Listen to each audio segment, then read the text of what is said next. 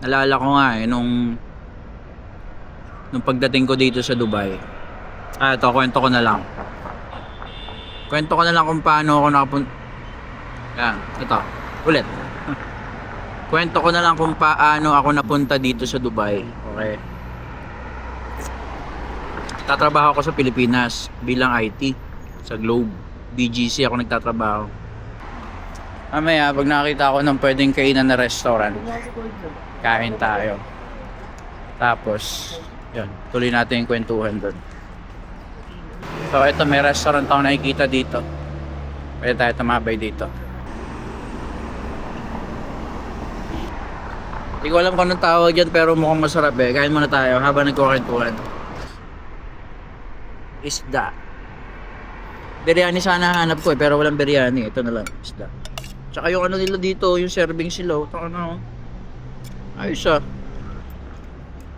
Dito, dumoble yung sweldo ko dito. Gumanda-ganda ng kahit paano. Masasabi kong okay naman siya. Mga 100,000, 100,000 pataas na yung sweldo ko. Tapos dito, maganda dito. Yung sweldo mong 100,000, zero pa yung tax. As in zero. Walang tax. Pag hindi malakas yung loob mo dito sa ibang bansa, iiyak ka na lang dito habang kumakain. Buhay dito sa abroad, masaya naman, na malungkot na gusto mo nang umuwi, na gusto mo magtrabaho, na gusto mong may gawin ka na hindi mo magawa. Alam mo yun? Kung kaya ako ikaw naghahanap ka ng trabaho dito sa Dubai, tsagain mo lang. Tsagain mo lang. Mahirap talaga maghanap. Pero syempre, kailangan mong galingan, di ba? Kaya, good luck sa'yo kabayan. Apply ka lang, comment ka lang dito sa video. Tanong ka sa akin. Turuan ka din ng mga techniques.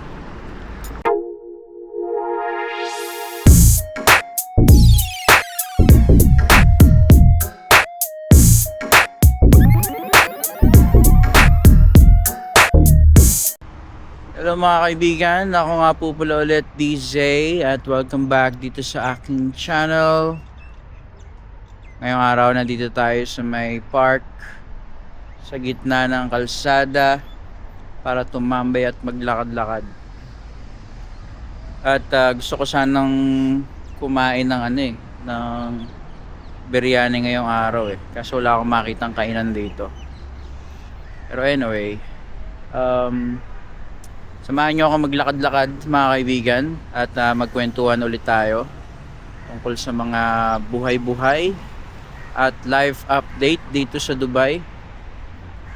Kung dati na kitang taga-subaybay or taga-panood, ay alam mo na ang ating journey dito sa Dubai. Ako ay isang OFW dito na naninirahan sa ibang bansa sa Dubai at 7 years na po tayo dito since 2019.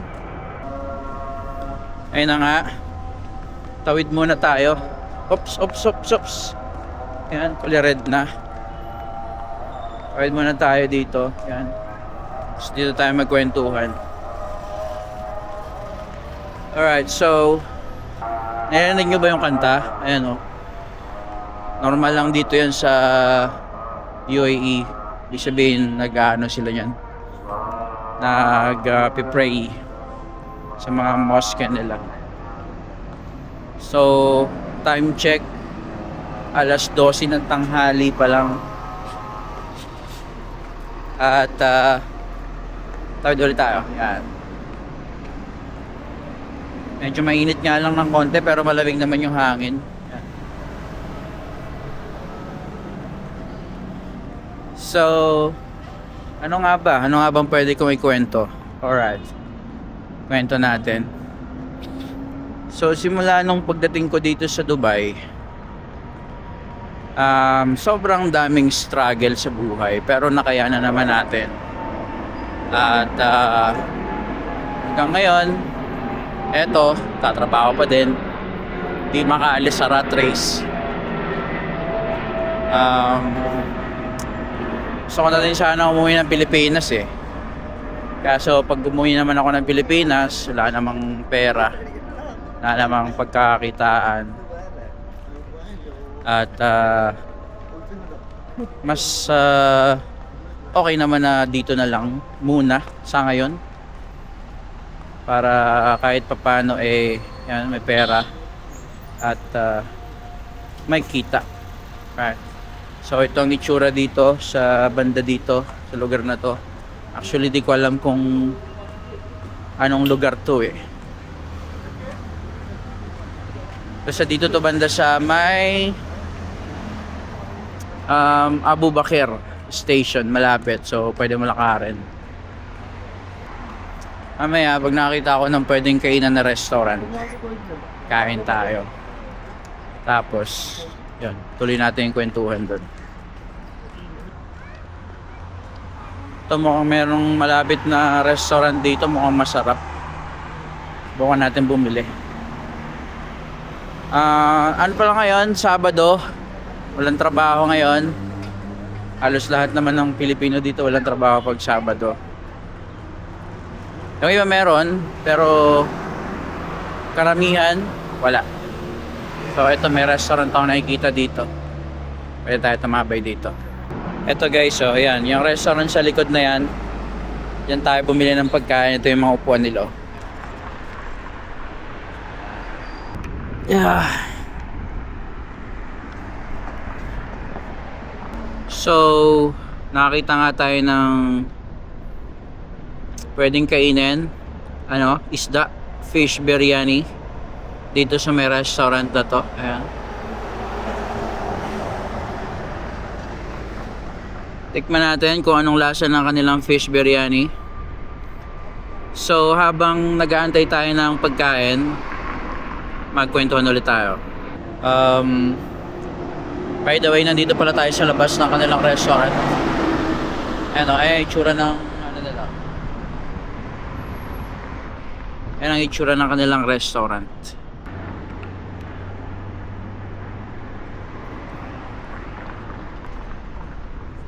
Ate.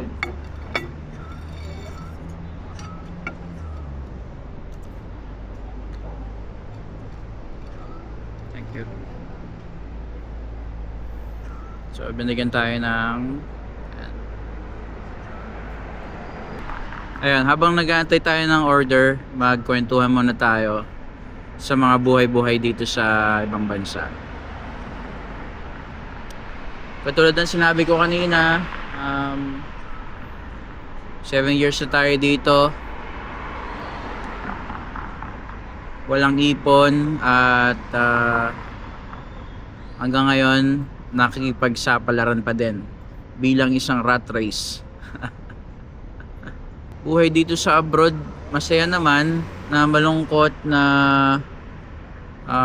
gusto mo nang umuwi, na gusto mo magtrabaho, na gusto mong may gawin ka na hindi mo magawa. Alam mo yun, parang halo-halo na, pero hindi mo pa na magawa. Tikman natin ang sabaw nila. Meron sabaw eh. Malupit dito sa restaurant na to. Mura lang yung pagkain nila, pero parang quality yung luto nila.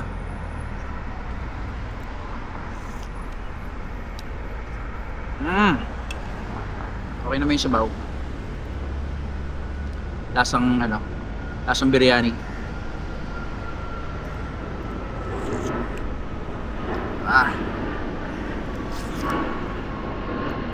Nice.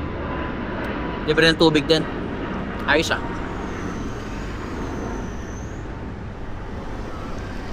Babalik nga ako dito. Pero titigman ko muna kung masarap yung kanyang fish biryani. So kasi ng fish eh. Quality. Minsan nga napapaisip ako eh, hanggang kailan pa kaya ako magiging OFW? Alam mo yun? Hanggang kailan pa kaya? Medyo nagkakaedad na tayo, pero dito pa din tayo. Ano yun? Ilang taon na yung lumipas. Haba na din yun. Haba-habang taon na din yun. At ewan ko ba? Nalala ko nga nung pagdating ko dito sa Dubai. Ito, kwento ko na lang. Kwento ko na lang kung paano ako nakapunta. Yan, ito. Ulit. Kwento ko na lang kung paano ako napunta dito sa Dubai. Okay. Tatrabaho ako sa Pilipinas bilang IT sa Globe. BGC ako nagtatrabaho. After kong graduate ng college, trabaho agad ako bilang IT support. Tapos yung kapatid ko nasa ibang bansa. Nandito siya sa Dubai. Tapos, yun, kinuha niya ako dito at biglaan yun Nag-resign agad ako sa trabaho. Tapos, wala akong ipon nun, wala akong pera. May hinuhulugan pa akong utang sa Pilipinas, yung motor ko. Tapos, wala lang. Trinay ko lang, sinubukan ko lang, punta ako dito sa ibang bansa. Iniwan ko lahat ng mga kaibigan ko doon. Yung mga ginagawa ko sa Pilipinas. Mga tropa ko doon. Mga mahal ko sa buhay. Para masubukan yung ibang bansa. Ayun na nga. So, sabi sa akin ng kapatid ko, punta daw ako dito sa Dubai. Wala akong ipon, wala akong pera. Yun, sabi ko, sige, punta ako sa Dubai. And then, yun, nakarating na ako dito. First time ko sumakay sa aeroplano. At sobrang saya naman. Na-experience kong sumakay ng aeroplano. Sa isip-isip ko dun, parang makasakay lang ako ng aeroplano. Tapos, ma-experience ko yung Dubai. Tapos, uwi na ako. Parang ganun yung mindset ko nun Kasi, sino ba naman tatanggi pupunta ka sa ibang bansa, diba? Libre yung punta ko dito. Wala akong binayaran. Nangutang pa nga ako sa kapitbahay namin ng 500 Kasi parang may pera lang ako. Kapitbahay ba o dun sa papa ko? Mayroon pa ako ng pera. Tapos, yun, first time kong lumipad ng aeroplano, sumakay ng aeroplano, and then sobrang excited ko. Sabi ko, puki na ina, magbablog talaga ako doon para sa experience, parang gano'n, para sa experience nga na nakapunta ako sa Dubai, sa talambuhay ko. Nagkukwento ko sa family ko, sa anak ko na nakapunta si papa mo ng Dubai, gano'n. Yung first time ko. Tapos sinubukan ko maghanap ng trabaho. Apply ako. Yun naman talaga yung target natin. Kaya tayo umalis ng Pilipinas. So 3 months ako naghanap ng trabaho, mga kaibigan. Wala akong nahanap. Tapos na-expire yung first 3 months ko, na-expire yung visa ko. Nag-exit ako. Pagka-exit ko, punta ako sa Bahrain. Pagka-exit ko, ayun, may tumawag na sa akin.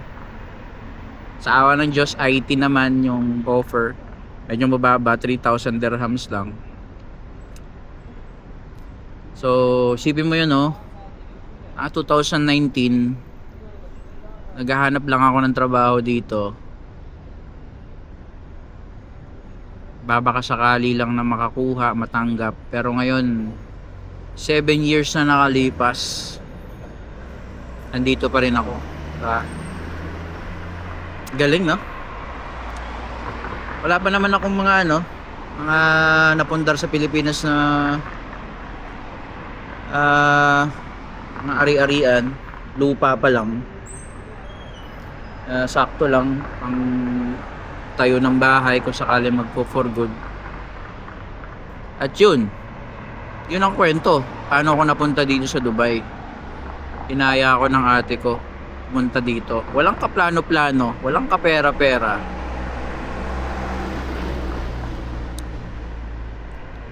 Alam mo kung anong technique? Kapal lang ng muka, tsaka diskarte. Wala kang pera Ang bahay ko dati bed space 3 years, naka-bed space lang ako. 600 yung binabayaran ko, 600 dirhams. Ayun, nakikisama ako sa mga tao doon. Ngayon, partition na yung bahay ko. Laking improvement Partition. Hindi, yung partition naman ngayon, medyo okay na siya. Kasi from 600 to 2,100. So, 30,000 pesos na yun. Laki nun. So, isipin mo 30,000 pesos every month ang kailangan mo para makarenta ng bahay dito, diba? Plus pagkain mo pa. So kung kumikita ka ng medyo maliit, hindi mo afford yun, kaya kailangan mo ng medyo at least malaki-laking dito na tayo yung pagkain, malaki-laking sweldo.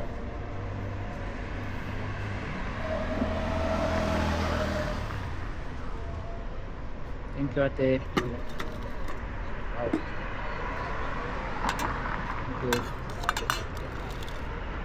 Ito yung isda na mukhang masarap Ayan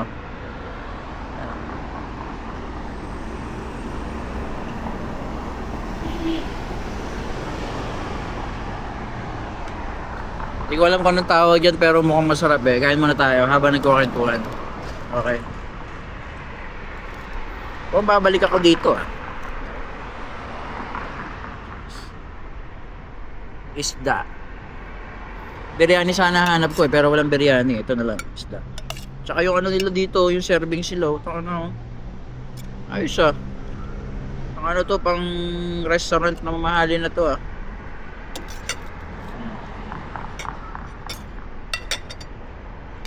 So yun yung kwento paano ako napunta sa Dubai. Paano naman ako nag-apply sa Dubai.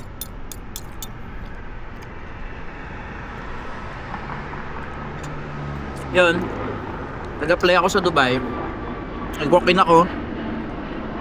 Nagpasa ako online. Pero ang pinaka magandang gawin talaga, sa online ka magpasa ng mga website.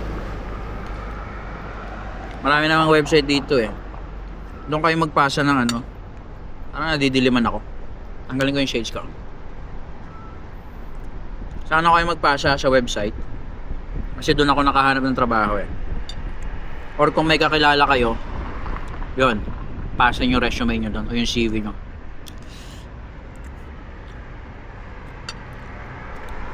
Sarap the best.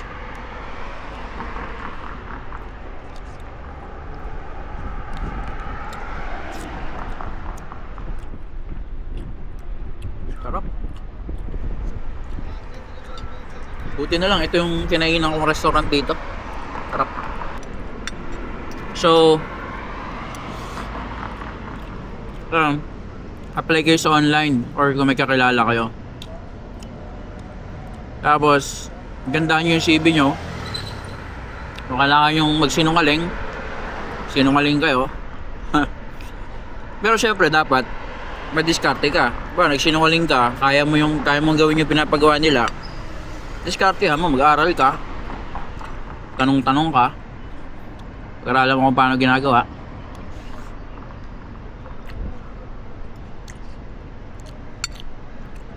Nag-vlog na ako kung paano maghanap ng trabaho pero dahil nagkukwentuhan tayo, kwento ko na rin. Nag-walk-in ako. Tapos pasa-pasa online. Alam mo kung ilang CV yung pinapasa ko everyday? 50 ang CV sa isang araw. Gisa umaga, computer ako. Tapos pagka-computer ko, buksan ko na yung yung email ko, tapos yung mga website. Walang ginagawa ko 3 months straight. Summer pa ako dumating dito na sobrang init. Grabe. Tapos, yun nga, after nung first visa ko dito, tourist visa, nag-exit ako. Pagkabalik ko may tumawag na. IT company. Doon na nag-umpisa. Offer sa akin 3,000. Kinuha ko na. Ay na. Wala na akong pera nun eh.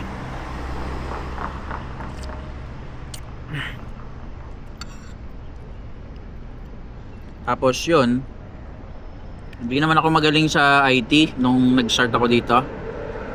Wala akong alam nun. Alam ko lang mag-format, mag-install, mag-check ng computer, basic.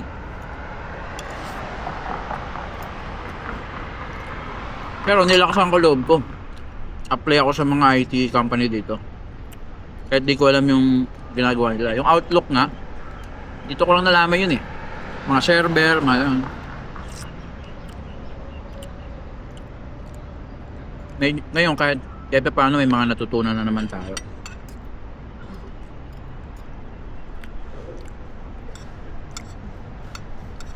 So yun, start na ako doon. 3 years ako nagtrabaho bilang IT. Tsinaga ako yun. Ang off ko lang nun 1 day. 1 day off lang. Tapos laba lang ako nun. Tapos kinabukasan laba, tulog. Kinabukasan pasok ulit. Sarap ah.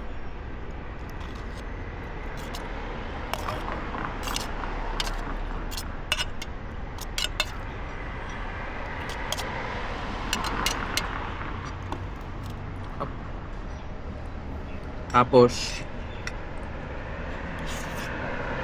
ano, hanggang sa umalis na ako dun sa una kong trabaho, lumipat ako dito sa bago kong trabaho. Yung ngayon na, trabaho ko na ngayon.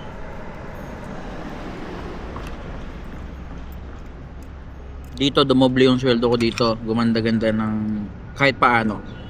Masasabi kong okay naman siya. Mga 100,000, 100,000 pataas na yung sweldo ko. So, sabi mo yung from 12,000 sa Pilipinas, dito kikitain ko 100,000. Ba?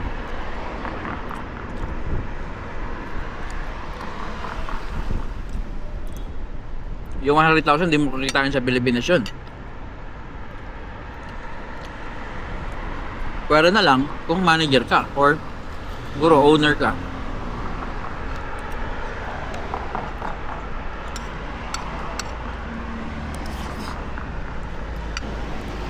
Yan, owner ka ng company. Tapos dito, maganda dito, yung sweldo mong 100,000, zero pa yung tax. As in zero. Walang tax. So buo mo siya makukuha. Ano kaya naganda dito sa Dubai?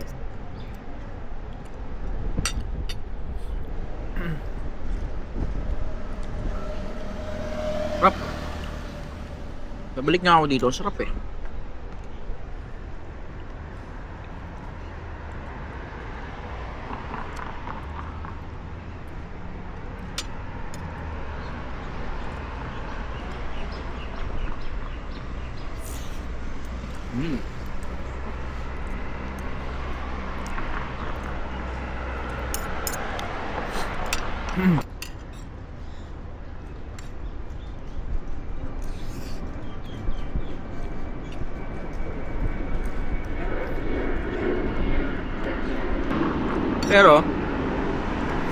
Pero nakakasawa din dito sa Dubai. Nakakasawa din dito. Sawa rin kayo. Ako na nagsasabi sa inyo. Okay yung kita. Pero minsan nakakasawa na eh. Yung iba pangarap mag-ibang bansa, pangarap mag-Dubai, mga ganun. Pero pag nandito na kayo, grabe. Bakbakan.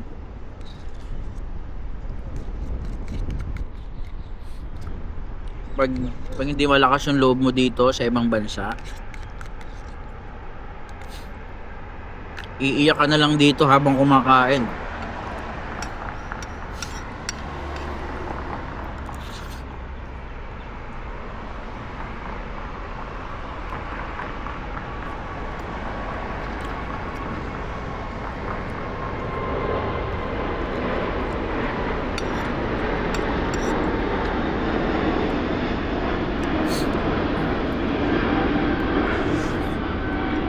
Sarap.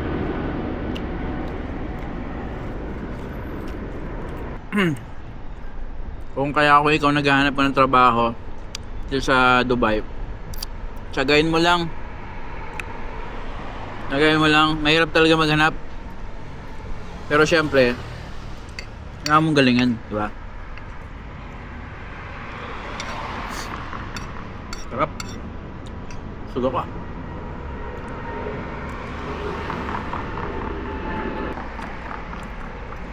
Kaya, good luck sa'yo kabayan. Apply ka lang, comment ka lang dito sa video. Tanong ka sa akin. Turuan ka din ng mga techniques. Pero wala ko na rin umuwi ng Pilipinas eh. Sumasagi lang sa isip ko na parang mas okay sa Pilipinas. Pero wala kang pera. Yun nga lang. Yun yung catch, wala kang pera. Sa Pilipinas ka, wala ka naman pera.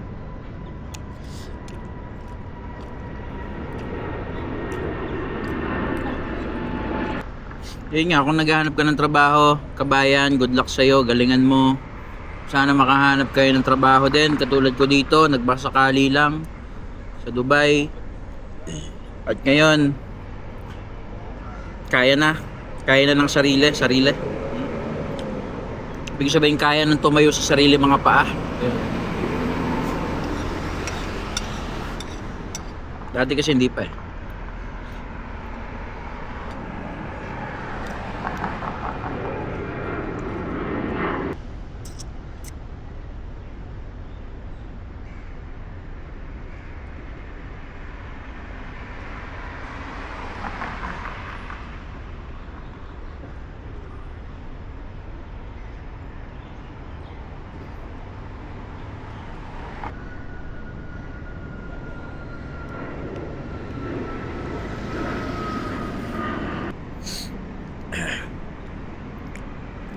Okay na mga kaibigan, busog na ako.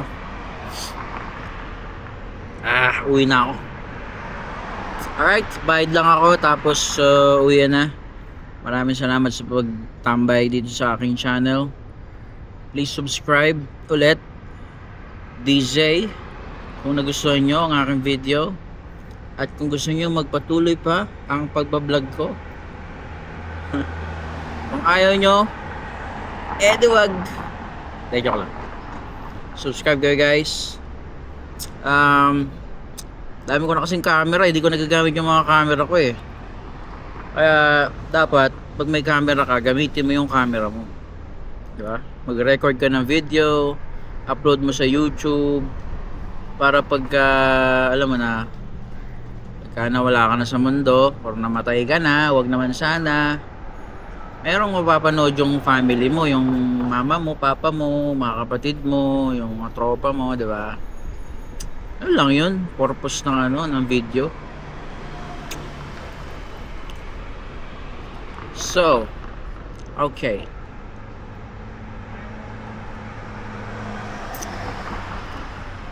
Bayad lang ako, tapos uwi na. Salamat.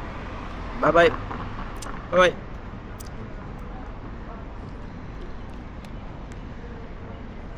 Subscribe.